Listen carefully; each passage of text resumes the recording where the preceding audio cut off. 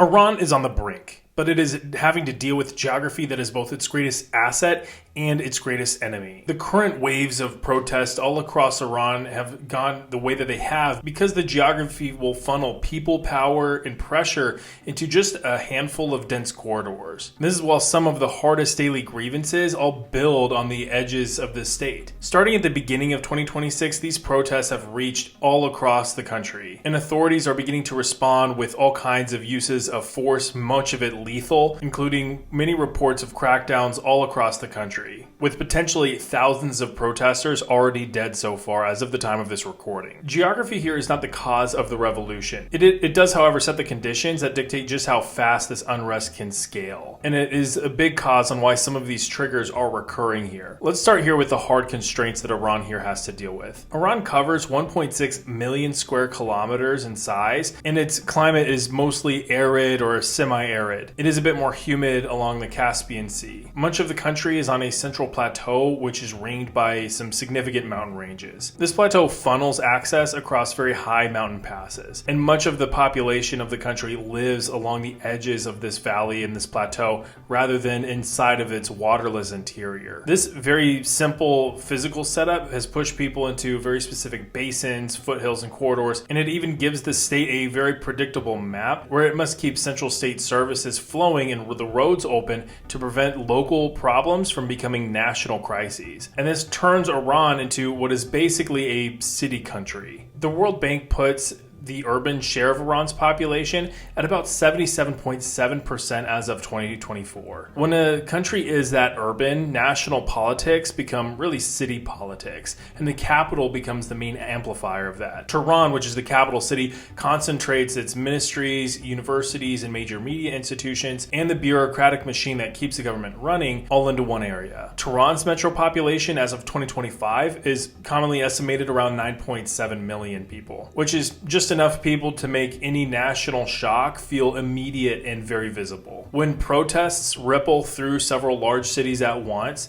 the state's ability to localize the problem begins to collapse because the centers for coordination, for the narrative, and for the administrative control of the country are already inside the urban areas that is already being contested. Now you begin to layer in the grievances here that are quite literally physical in nature. Water and heat cut across class, ideology, and generations, and this makes them politically sensitive tools. Over the past year, Iran has had a significant water crunch, and it's grown more and more severe. And Tehran is becoming a major symbol of this specific problem. In November 2025, Reuters reported that taps were beginning to run dry in parts of the capital, and that shortages were deepening across the country. And Reuters tied this crisis to decades of mismanagement and overuse. When you have that kind of stress, every other issue, whether it be corruption, repression, inflation, it all becomes harder to separate from daily survival. It stops being just an abstract policy failure, and it becomes a question of whether the state can keep a modern city livable. The national water math explains why these disputes keep reappearing here. The World Bank's level of water stress indicator, which measures freshwater withdrawals as a share of available renewable resources,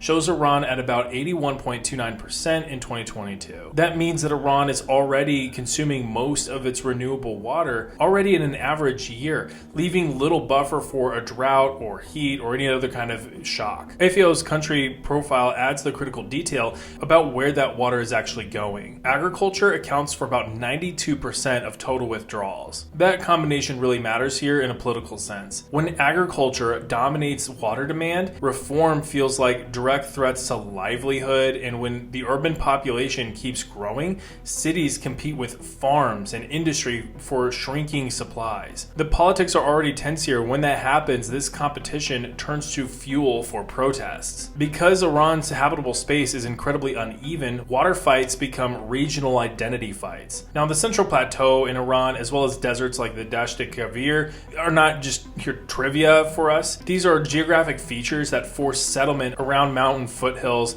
and river systems, and they make inter-provincial transfers feel like theft. Iran consists largely of a desert plateau with the population concentrated along its edges, shortages. And this is where scarce water becomes a political boundary line. When one province believes that its river is being diverted or its aquifers are being drained for someone else's growth, people no longer need a grand ideology to mobilize around. They need a clear villain, a clear policy choice, a clear place to gather, and a shared sense that the state is distributing pain unfairly. Water is obviously its own thing, but whenever you factor in heat and energy that link these physical grievances directly, that ties in urban instability as well. Heat and energy link these physical grievances directly to urban instability. Water shortages reduce hydropower output and stress thermal plants that need water for cooling. So electricity reliably drops at the same time that households need cooling the most. AP showed that interdependence in its reporting on Tehran's water and energy crunch, including very low reservoir levels at key dams and warnings about rationing. In July 2025, Reuters quoted Iran's president warning that consumption patterns could leave Tehran without adequate water, noting the chronic shortages across water, electricity, and gas, and pointing to management failures alongside drought conditions. He would later propose moving Iran's capital further south to accommodate for these issues. That is the physical pathway from climate and water mismanagement to mass action, because people experience it as a full system failure. And then you factor in connectivity. Iran's mountains and deserts mean movement is channeled through predictable corridors, and it's not spread out evenly across open plains. This gives the transport network unusual political weight. A key commercial access runs from Tehran to Bandar Abbas, which is the country's major port of entry, with goods distributed inland by trucks and freight trains. When trade, fuel, and consumer goods ride a small number of routes, disruptions along these routes are felt incredibly fast, and rumors about shortages can become self-fulfilling over time. Choke points also create leverage for demonstrators and dilemmas for the state itself. A protest that blocks a highway interchange, a ring road, a mountain pass, or even a rail node does not need to take territory to impose costs on the state. It needs to interrupt normal life for long enough to force a response. Security forces in Iran then have to choose between concentrating manpower to clear disruptions, which increases the chance of violent flashpoints and viral images making it online, adding fuel to the fire, or spreading out to manage many smaller incidents across the country. And this risks losing coherence, deterrence, and even effectiveness. This is one reason that local shocks can scale very quickly in Iran. The state's own geography pushes it towards reactive deployments along predictable corridors, and protesters learn these patterns over time and replicate them where the terrain and road network make them effective. Finally, let's take a look at Iran's borders, because that is where geography, identity, and security policy all begin to collide. Iran's periphery is incredibly rugged, diverse, and strategically sensitive, and mountainous edges make surveillance and control much more laborious. At the beginning of 2026, reporting focused on Kurdish regions where demonstrations were met with very heavy force. This is where calls for strikes and sustained protests appeared alongside economic anger. The state tends to treat peripheral unrest as a security threat, not merely a complaint about governance, and this raises its level of repression against those people. That can suppress a specific flare-up, but it also creates a pipeline of stories, injuries, funerals, and grievances that begin to travel into the national core. It is a simple fact that national crises in Tehran are fed by stories from the periphery. Pull all of these threads together, and Iran's map begins to explain the rhythm of the current unrest and how unrest can kick off more in the future. High urban concentration means that protests can jump from city to city pretty quickly, and Tehran gives every major wave a national stage. High water stress and repeated mean that the country will keep producing service failures and distribution fights that feel existential to ordinary people. Choke point infrastructure means that small groups can impose even larger outsized costs, forcing the state into visible confrontations that spread that anger and attention. And the borderland geography means that the state's heaviest security responses often land where resentment was already high. The important takeaway here is that this all implies that the current wave of protests do not produce an immediate collapse. A state can survive a single protest wave with arrests, intimidations, and temporary economic concessions. It cannot, however, easily change its mountains, its deserts, its settlement map, or the water balance here. And Iran will continue to face massive protest triggers that are physical and widely shared. And every future crisis in Iran will start start with the same question. Can the system keep daily life stable enough and distribute the burden fairly enough to stop the pressure from turning into another crisis of government legitimacy? Iran's geography is just the start of the government's problems, though. Things get even more complicated whenever you begin to assess their political situation. Iran's political system has one moment when everything becomes negotiable, and it happens to be the instant the country has to choose a new supreme leader. Right now, large protests are acting like a stress test for that transition. In the first 2 weeks of 2026, rights groups and major outlets have reported demonstrations in hundreds of locations and across most provinces, with dozens killed and thousands detained. The street is the visible pressure. The elite succession problem is the part that can reorder the entire regime. Iran is built around a single office that sits above elections, above the cabinet, above parliament, and above the judiciary. The constitution gives the supreme leader authority over the broad direction of the state and command influence over the security apparatus, including appointing key positions and setting general policies. That creates a political system where institutions compete for influence, but most competition happens under one ceiling. A transition at the top does not simply change a leader. It forces every major power center to ask who will control the levers that decide appointments, budgets, media, coercion, and the boundaries of the permissible politics. On paper, Iran has a clean procedure. Article 107 assigns the task of appointing the supreme leader to the Assembly of Experts, a body of clerics elected by the people. Article 111 then describes what happens if the leader dies, resigns, is dismissed, or becomes unable to perform his duties. Until a new leader is appointed, a temporary council takes over. That includes the president, the head of the judiciary, and a jurist from the Guardian Council chosen by the Expediency Council. The Constitution also lists broad qualifications for the leader, emphasizing religious scholarship and political discernment. The key point is not that Iran lacks rule. The key point is that rules create an arena where the real fight is about control over the gatekeepers. That is why the Assembly of Experts often looks decisive in theory and constrained in practice. Candidates for major offices in Iran face vetting, and the Guardian Council has a central role in supervising elections and approving or disqualifying candidates. The Guardian Council itself is structured in a way that ties it to the top of the system. 6 clerics are selected by the supreme leader, and 6 jurists are chosen by parliament from nominees put forward by the head of the judiciary, who is also appointed by the supreme leader. This matters because the succession mechanism flows through institutions that are already shaped by the current leader's network, and because vetting narrows the political bandwidth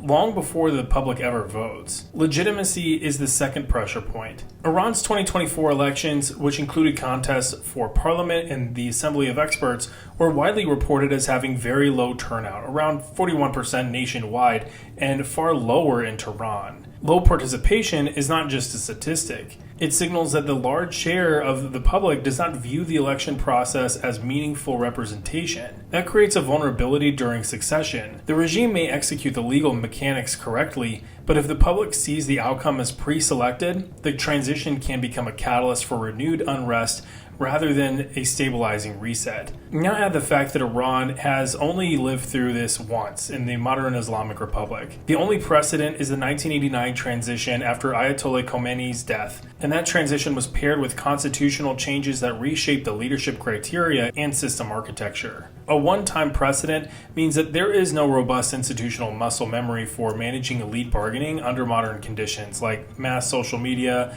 repeated protest cycles, and a far more complex security economy. It also means the real process is more political than procedural, and the elites know it. This is where the informal reality matters more than the formal pipeline. Reuters reported in mid-2025 that succession planning for the supreme leader had intensified, including work by a small committee tied to the Assembly of Experts and heightened attention after external strikes and internal instability. Reporting and analysis have repeatedly highlighted how the security establishment, especially the IRGC, becomes central during any high-stakes political transition because it controls coercive capacity and has deep interest in continuity. That does not mean that generals openly pick their leader. It means any candidate who threatens the security network's privileges and protections becomes politically risky. And any transition that looks like weakness creates incentives for security institutions to tighten control. The factions that matter in a transition are less about ideology and more about interests. There is the Supreme Leader's Office and the clerical networks that sit close to it, which are about continuity of the doctrine and their institutional access. There's the IRGC leadership and its affiliated security organs, which care about regime survival, budget priority, and legal impunity. There are major semi-state economic actors tied to foundations and military-linked enterprises, which have incentives to resist reforms that would reduce patronage or expose finances. A major European think tank analysis described a military boneyard complex that expanded over decades and became a dominant economic force in Iran's political economy. When an organization has political power, security power, and economic leverage, a succession fight becomes a contest over the future distribution of all three. Potential successors matter less as personalities and more as signals of which coalition wins. In 2024, the death of President Ibrahim Raisi removed a figure widely discussed as a plausible successor, and Reuters reported that his death could intensify behind-the-scenes competition. In 2025, Reuters reporting described Mojtaba Khamenei and Hassan Khomeini as prominent names circulating in succession discussions, while also noting the possibility of a less prominent compromise figure. Those names are politically charged because they imply different trade-offs: continuity through the current leader's inner circle, continuity with a broader legitimacy narrative tied to the revolution's founding family, or a compromised cleric who can preserve the system while keeping factions from tearing each other apart. This is where the protests become strategically important to the elites. A protest wave does not have to topple the regime to change succession math. It simply shifts perception of risk. If protests are widespread, sustained, and cross-class, elites may fear that a contested transition invites chaos, defections, or spiraling repression. In early January 2026, reporting described protests spreading nationally with significant detentions, and also described the government trying economic measures to reduce pressure, including subsidy changes and warnings to suppliers amid price spikes. Concessions can cool the street in the short term, but they also create internal arguments about who is to blame for economic collapse, who mismanaged policy, and who should carry the political cost. That is the kind of argument that becomes dangerous during succession, because it gives factions ammunition to purge rivals. Crackdowns become another dilemma. In Kurdish regions, for example, reporting described heavy use of force and calls for strikes, with protests evolving beyond narrow economic grievances. Harsh repression can restore temporary control, but it deepens legitimacy problems and increases the chance that the next leader inherits a country in permanent mobilization mode. At the same time, the security system absorbs costs, constant deployment, public anger directed at the enforcers, and potential fractures between units asked to fire on crowds versus units focused on external threats. Reuters reporting at the start of the protest wave noted violence in several provinces and included mentions of a Basij member being killed amid clashes, which captures just how quickly domestic unrest can become a direct security conflict. So what does a realistic next look like, even if the regime does survive the current wave of protests? One scenario is a rapid transition to a continuity candidate supported by the dominant security and clerical coalition. That likely brings tighter internal controls, more aggressive policing of dissent, and a foreign policy posture designed to project strength. Another scenario is a compromised cleric selected to prevent factional rupture, paired with limited reforms meant to reduce the street pressure without changing the system's fundamentals. A third scenario is a messy transition where the Interim Leadership Council, described in Article 111, plays a larger and longer role while elites bargain behind closed doors. That scenario is dangerous because it invites public uncertainty, elite opportunism, and miscalculation for the security chain of command. The reason succession is the core political crisis is simple. Protests are a recurring feature of Iran's modern trajectory, but a leadership transition is a rare event that forces every institution to renegotiate its position. The public sees it as a moment of vulnerability. The elites see it as a moment to lock in the next 40 years. If the current unrest continues, even intermittently, it makes the transition harder to stage as a controlled, confidence-building event. And even if the protests fade, the same legitimacy gap, low trust, and economic stress that triggered them will still be waiting for the next leader on day one. Iran's political establishment doesn't do Iran any favors. but its military structure gives it some potential solutions, even if they're bad. If Iran's protests grow from street demonstrations into a real challenge to the state, the deciding force is rarely the regular army. The decisive force is the parallel security system built to protect the Islamic Republic itself, led by the Islamic Revolutionary Guard Corps, backed by its intelligence arms and the besieged militia, and tied into a political economy that gives it both coercive power and money. Iran's constitution basically codifies this split. It assigns the regular army, the Artesh, responsibility for guarding Iran's independence and territorial integrity. In a separate provision, it defines the IRGC as an institution meant to guard the revolution and its achievements. Those are not subtle differences in wording. They describe two missions that pull in different directions during domestic unrest: national defense versus regime defense. That division also shapes who answers to whom. The IRGC reports directly to the supreme leader and has become one of the most powerful organizations in all of Iran, originally created after the 1979 revolution to defend the new system. Over that time, it's evolved into its own force with its own ground, naval, and aerospace branches, plus an external operations arm, the Quds Force, and command influence over internal security networks. The Artesh, however, exists to defend the country. The IRGC exists to defend the system that rules the country. That distinction is why you can have periods where the state looks confident militarily while still feeling politically brittle. The practical result is two militaries, two missions. The Artesh is structured like a conventional arms force. Its cultural is more professional, more hierarchical, and historically more cautious about overt political involvement. Analysts have long described it as an institution that emphasizes national defense and tends to frame its role as apolitical compared with the IRGC's revolutionary identity. The IRGC is structured like a hybrid: part military, part ideological guardian, and part internal security backbone, part foreign proxy manager. A recent explainer from the Critical Threats Project described the IRGC as the primary actor for Iran's missile and drone arsenal, and for managing and supporting the so-called axis of resistance, with four services mirroring the Artesh and additional branches including the Basij and an intelligence organization. That explains a puzzle many viewers have whenever they watch footage from Iran during unrest. They see riot police, plainclothes units, besieged motorcycles, intelligence arrests, and then they hear about the military as if this is one single actor. It is not.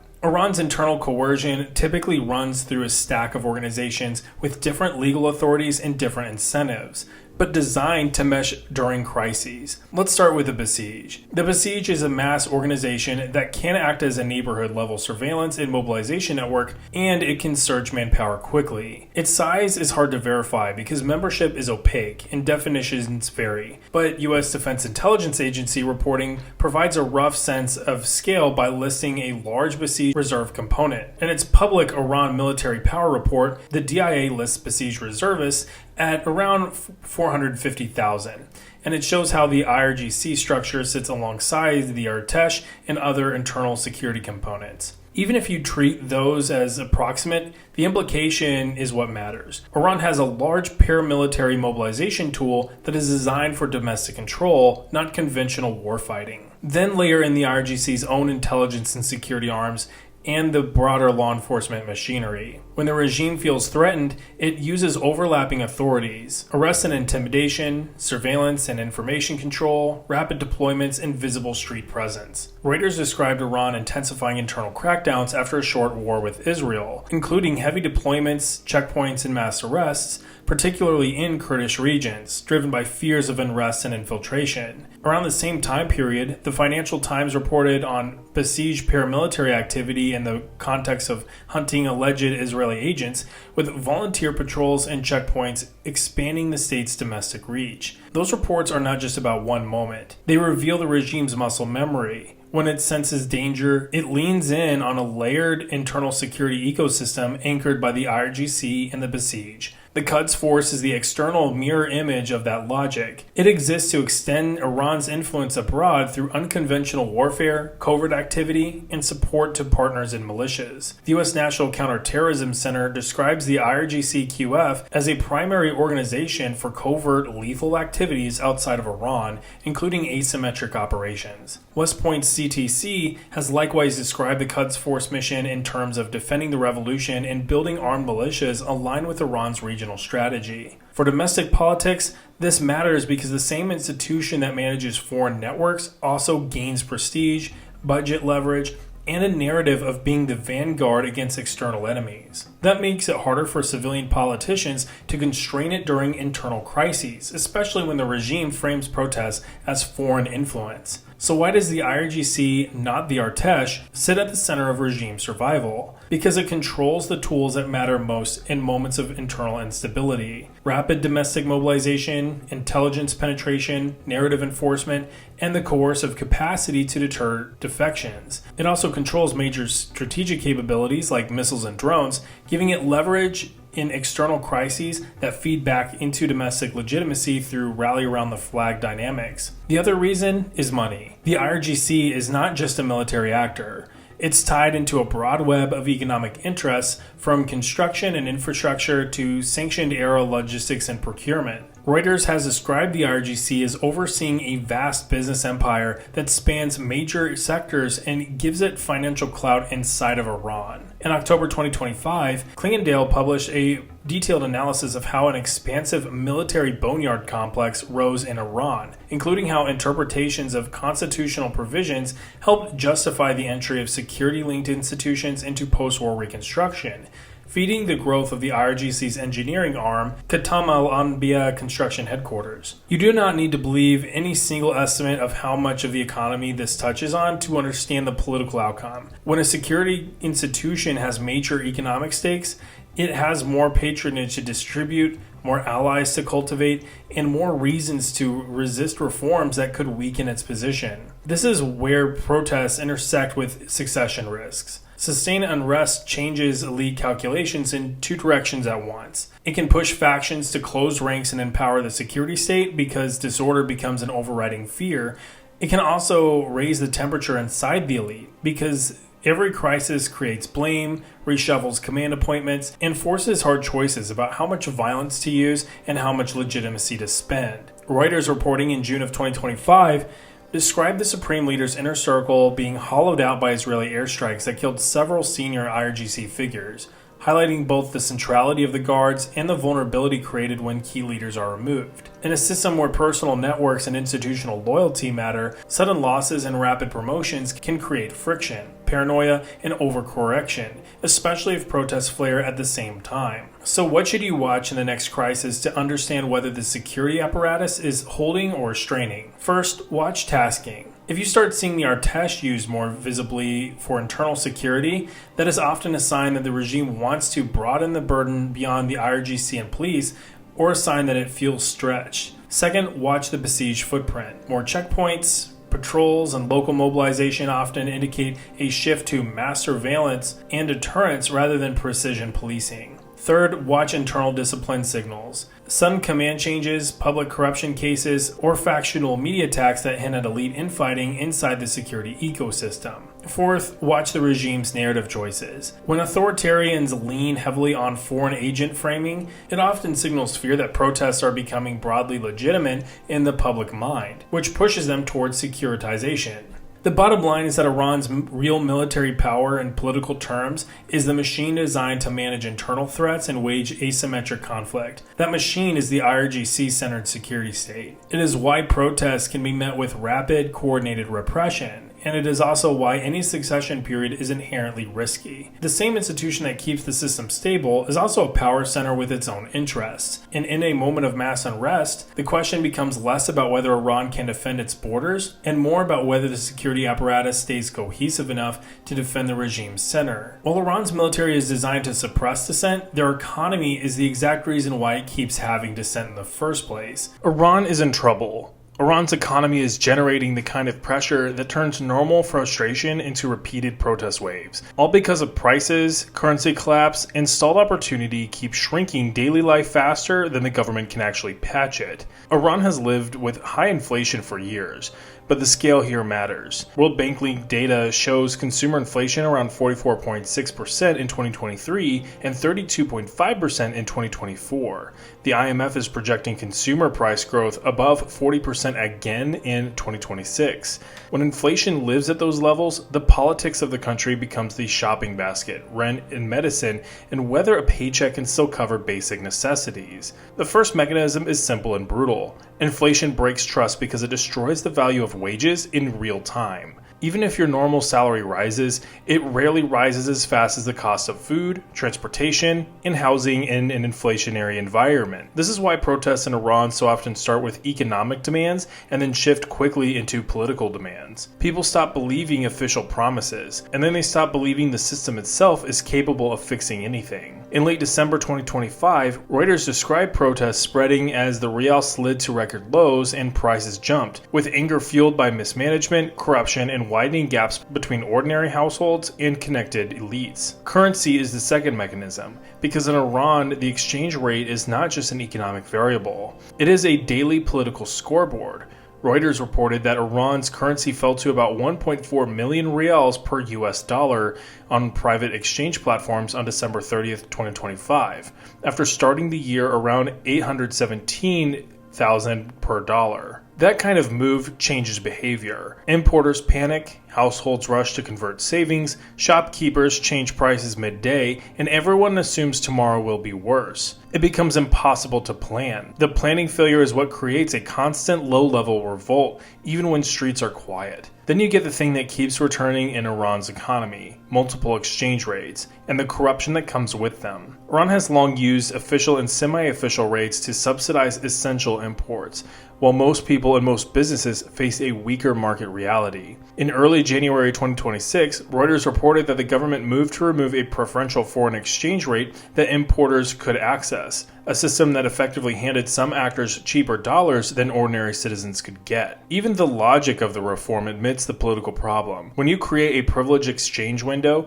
you also create rent-seeking, favoritism, and a perception that the insiders live in a different country. The state's response shows how boxed in it is. Reuters reported that under the new approach, Iranians could receive roughly $7 per month to buy basic goods at specified grocery stores, while authorities warned suppliers against hoarding and overpricing as price jumps hit items like cooking oil and eggs. That is a classic Iranian dilemma. The government knows subsidy distortions are corrosive, but it also knows that subsidy cuts can trigger protests very quickly. So it tries to convert hidden subsidies into direct transfers, then tries to police prices to stop the transition from detonating. The problem is that the price controls and enforcement do not fix scarcity. They often push scarcity into black markets and favoritism, which feeds the same resentment the reform was meant to reduce. Fuel is the clearest example of how economic reform becomes political shock. In December of 2025, AP reported that Iran raised gasoline prices in a move described as the most significant change to fuel subsidies since 2019, when a sudden hike helped trigger nationwide protests. AP also referenced Amnesty International's estimate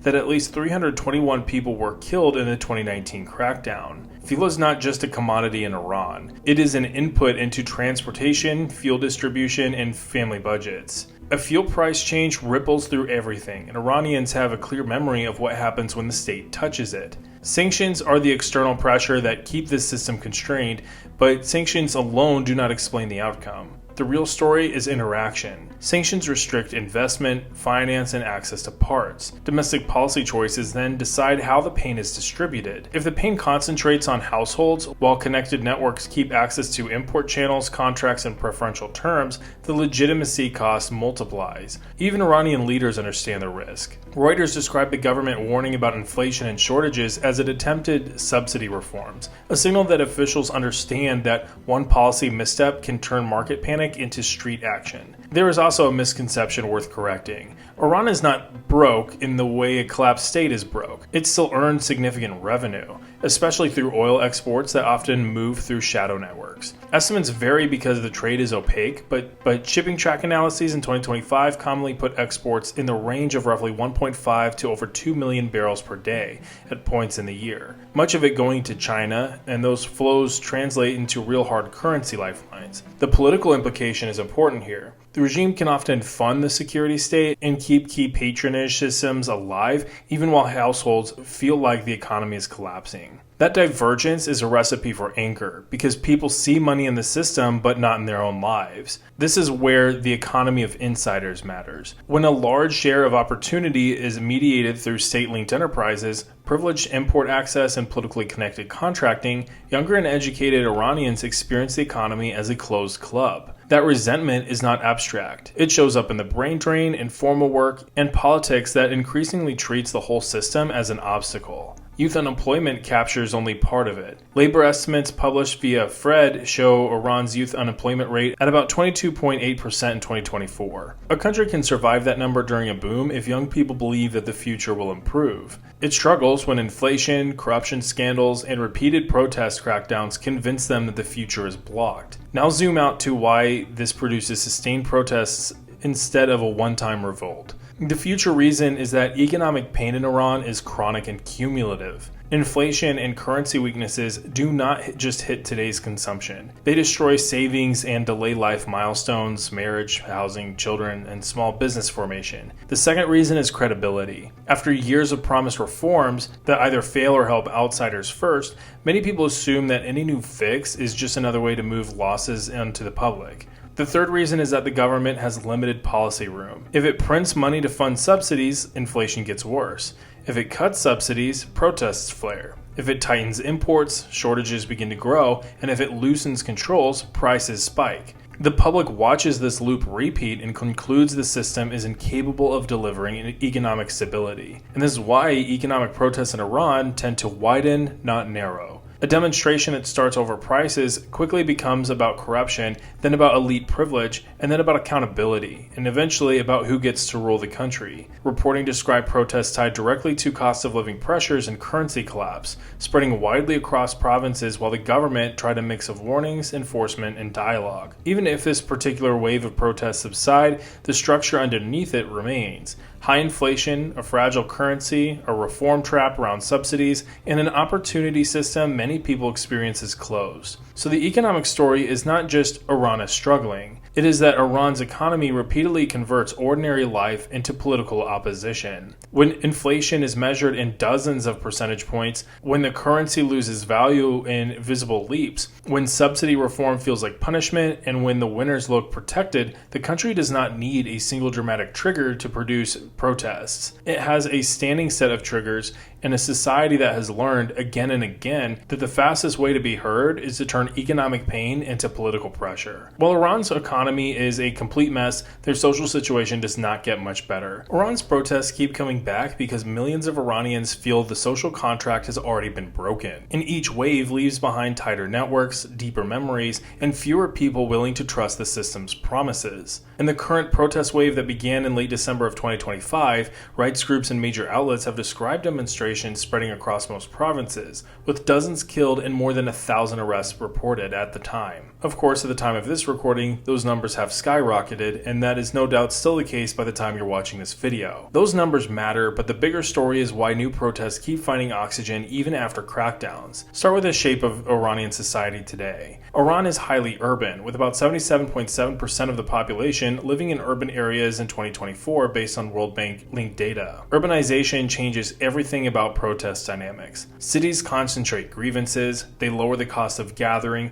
and they make disruptions visible quickly. A strike in a bazaar, a shutdown at a university, or a demonstration at a transit hub is instantly legible to millions of people, and it creates a sense that the whole country is moving, even when unrest is uneven. Iran is also older and more educated than the stereotypes many outsiders carry. Data Reportal's Digital 2025 report puts Iran's median age at 34 at the start of 2025. That is not a youth bulge country in the classic sense, but it is a country where a huge share of adults lived through multiple economic shocks and multiple protest cycles. They have personal memories of state violence, of promises made and broken, and of reforms that never arrived. That lived experience shapes participation. People do not need to be convinced that protests can happen. They have already seen them happen. Connectivity is yet another structural driver. Iran's state tries to treat information as a control unscalable resource, but the baseline level of access is high enough that people route around restrictions. The Internet Society's Pulse report lists Iran's internet penetration at 82% in 2022. That does not mean everybody has unrestricted access.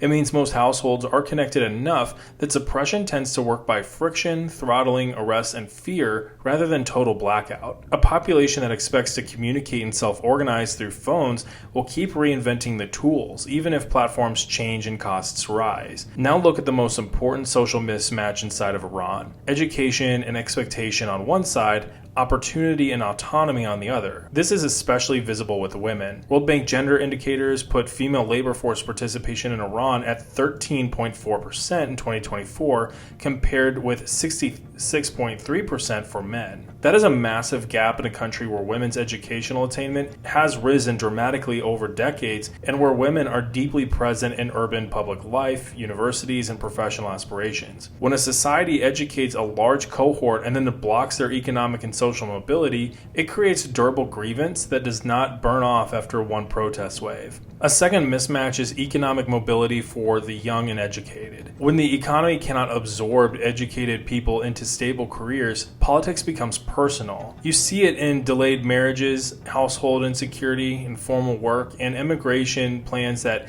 become dinner table conversations. This is why economic protests in Iran do not stay economic for long. People begin by demanding affordability and jobs, and then quickly ask why insiders always seem protected while everyone else is expected to endure sacrifice. That frustration also crosses identity lines, which is critical here. Iran's protest coalitions tend to form through overlapping grievances rather than one unified ideology. Youth protest for a future they feel is blocked. Women protest for autonomy, safety, and dignity in public life. Workers protest wages and unpaid salaries. Professionals protest corruption and state intrusion. Ethnic and religious minorities protest discrimination and heavy security presence. The overlap is what makes unrest harder to compartmentalize. When you see strikes, student protests, bazaar closures, and demonstrations in peripheral provinces, sometimes happening in the same window, that is the social signature of a coalition forming without a formal coalition agreement. The regime's response often reinforces this overlap. When the state uses force broadly, it creates shared trauma that links groups that might otherwise protest separately. The 2019 fuel protests are a clear reference point. Amnesty International documented details of 321 people killed during the November 2019 crackdown, following a sudden fuel price increase. That episode taught a generation that the government will shoot to restore order, but it also created a long memory of injustice that cannot be undone by later subsidies or speeches. The 2022-2023 protest wave built another layer of memory. A UK House of Commons library briefing summarized activists reporting that at least 19,000 people were detained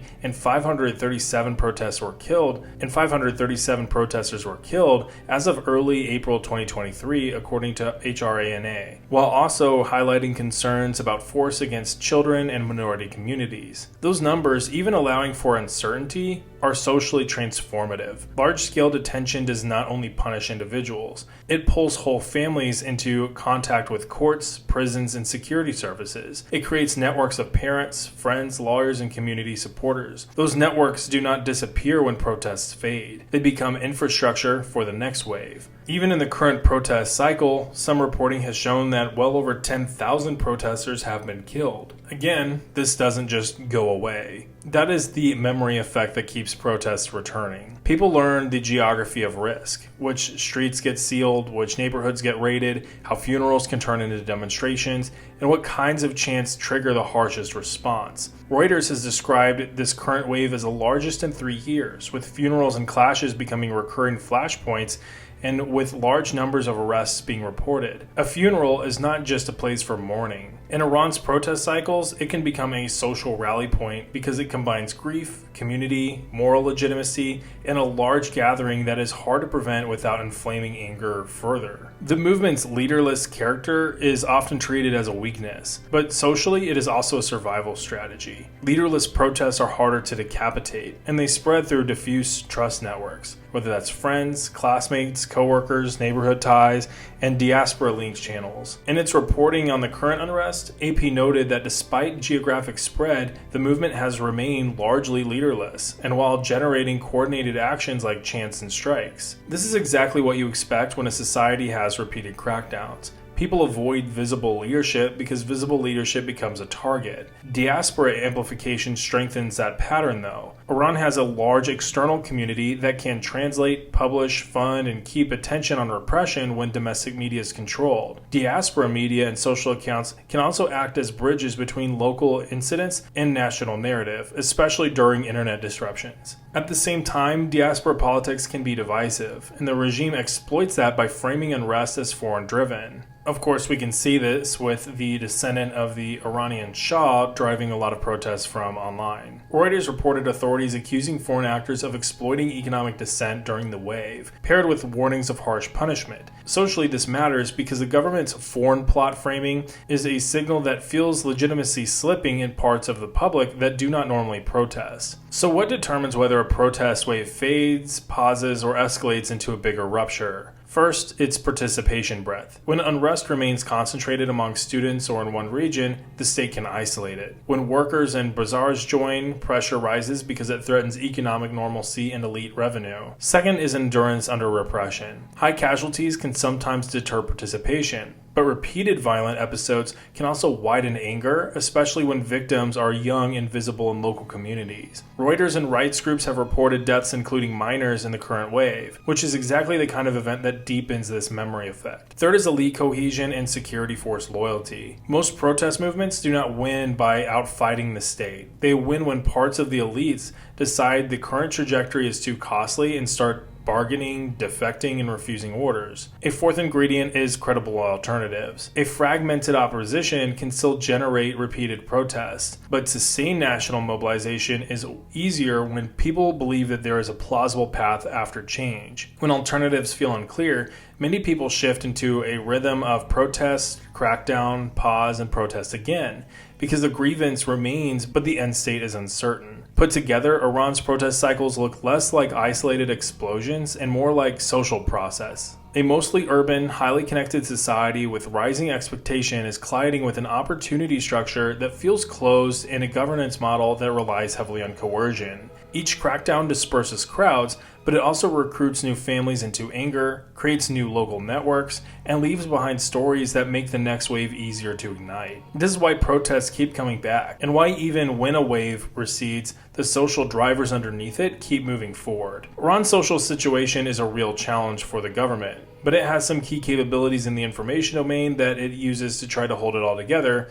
but it doesn't really work that well. Iran's leaders have spent decades building a system designed to control what people can see, say, and share, and yet the same information controls keep feeding the next round of protests by convincing millions of Iranians that official narratives cannot be trusted. Iran is rated not free for internet freedom by Freedom House, with a 12 out of 100 score in its 2024 country report, citing extensive censorship, surveillance, harassment, and efforts to push users toward a more controllable domestic version of the internet. The regime's information machine starts with the most traditional tools. State television and radio, Friday prayer networks, school, and clerical institutions are built to reinforce a shared story about legitimacy, enemies, morality, and national resilience. That story is then echoed through official messaging from ministries and security-linked media outlets, and enforced through red lines that define what counts as propaganda, insulting sacred values, or threatening national security. Online, the same logic applies. The goal is to keep the state's narrative as the default and make alternatives feel dangerous, chaotic, or foreign-directed. What makes Iran's system unusually potent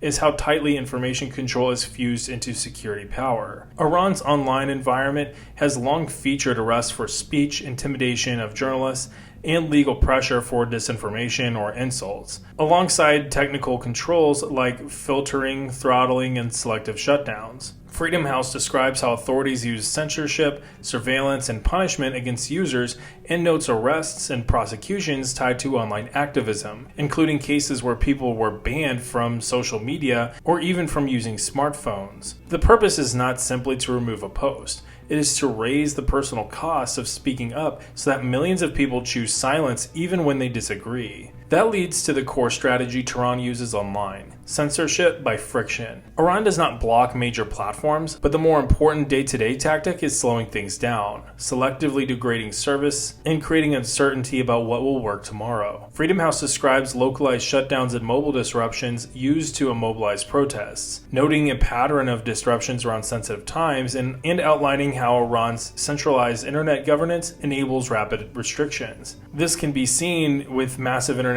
blackouts across the country during this current protest wave. When the internet feels unreliable, coordination becomes harder, documentation becomes riskier, and the protest momentum becomes easier to interrupt without the political blowback that comes from a total nationwide blackout every single time. Iran also uses platform bans as pressure valves. When protests surge, access to the most popular social networks often narrows first. During the 2022 protests, Reuters reported that authorities restricted access to Instagram and WhatsApp, two of the last major platforms widely reachable inside of Iran at the time as unrest spread. This is a pattern, not a one-off. Tehran restricts the pipes that make organizing easier, then loosens some access when the immediate threat recedes, trying to reduce anger without giving up control. The Telegram story captures this well. Telegram became deeply embedded in Iran's political and economic life, and then it was blocked when authorities judged it as a threat to stability. Reuters reported in 2018 that Iran's judiciary banned Telegram, framing it as a national security issue.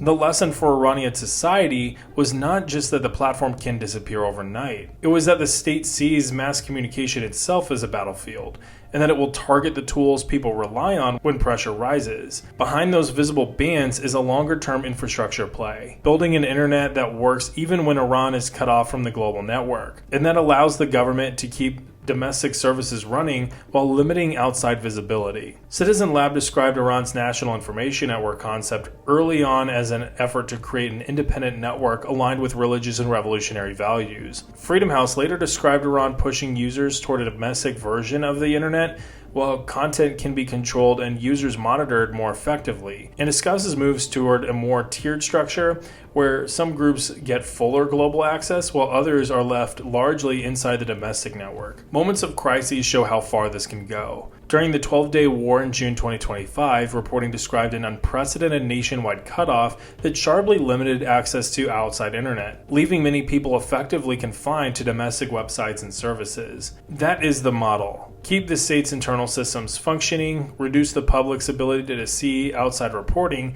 and limit the ability of protesters to broadcast images that can unify anger or attract international scrutiny. Yet for all that power, the system repeatedly breaks down in practice, and the reasons are social as much as technical. First, Iran has a deeply entrenched workaround culture. VPNs and proxies are normalized, not a niche, because everyday life has required bypassing filters for years. Tehran can block and throttle VPN access, but each crackdown creates demand for the next tool, the next mirror, or the next method. Even when authorities lift certain bans, the broader reality remains. Many global platforms are still blocked, and users learn to treat official access as temporary. Reuters reported in December of 2024 that Iran lifted the bans on WhatsApp and Google Play as an initial step toward easing restrictions, which underlines the push-pull dynamic here. Clamp down during threats, loosen selectively to reduce pressure, then tighten again when coordination becomes dangerous. Another example of this would be the use of Starlink to support and spread information of the protests, and the Iranian government trying to crack down and find Starlink terminals to reduce this ability. Second, credibility is the regime's bottleneck. Information control works best when the people still believe the state is broadly honest. In Iran's current environment, economic stress, visible corruption, and repeated cycles of promises, followed by repression, make that all very hard. When prices jump and the currency collapses, and when insiders appear protected, people will become primed to distrust official explanations. In that setting, censorship does not just hide information, it signals weakness. It tells the public that the government is worried about what people might learn, and that can be more radicalizing than the information being suppressed. Third, diaspora media and cross-border information flows reduce Tehran's ability to seal the narrative. Persian language outlets based outside Iran, satellite television, and social media accounts run from abroad can keep stories alive even when domestic networks are throttled. The state responds by framing protests as foreign manipulation, and by treating online activity as part of a hostile influence operation. In August 2024, Reuters reported Iran's supreme leader calling for stricter regulation in cyberspace and referenced the role of social media in past protests, reflecting how top leadership views the information domain as a strategic threat and not a public sphere. Fourth, the more aggressively the state enforces information red lines, the more it trains society in protest communication. Each wave of protest teaches people what gets blocked, how quickly authorities react, what kinds of videos tend to spread faster, and what channels are the safest. NetBlocks' reporting across multiple protest episodes, including confirmations of significant disruptions during unrest, illustrates how connectivity restrictions have become a recurring tool of state response, and how observers can often see the pattern in near real time. Protest movements adapt by decentralizing, going leaderless, using redundancy,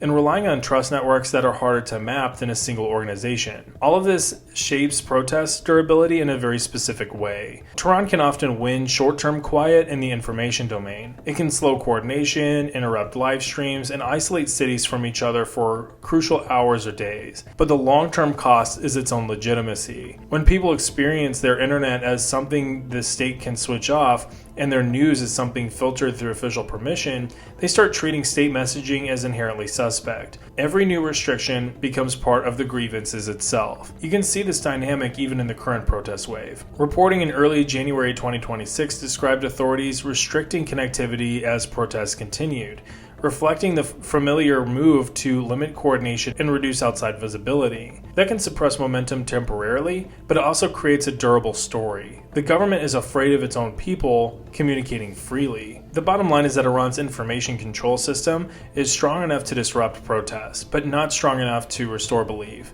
The regime can slow the spread of a message, yet it struggles to persuade a society that increasingly relies on informal trust networks, workarounds, and lived experiences rather than official claims. And in a protest cycle, belief is the decisive terrain. When the public assumes that the state is lying, every future crisis begins with a credibility deficit, and the next wave of unrest needs less and less to ignite. Iran's information space is complicated, but it's made more complicated when paired with its infrastructure. Iran's economy, water system, hospitals, and even basic public order all ride on one piece of infrastructure staying reliable, and that's electricity. When the power is stable, Tehran can paper over a lot of other failures. When power fails, everything people touch in daily life starts failing with it, fast. And the government loses time, legitimacy, and control at the exact moment that it needs all three. Iran's power problem begins with how its energy system is built. The grid is heavily dependent on fossil fuels, especially natural gas. The U.S. Energy Information Administration notes that natural gas has grown into the dominant fuel for electricity generation in Iran,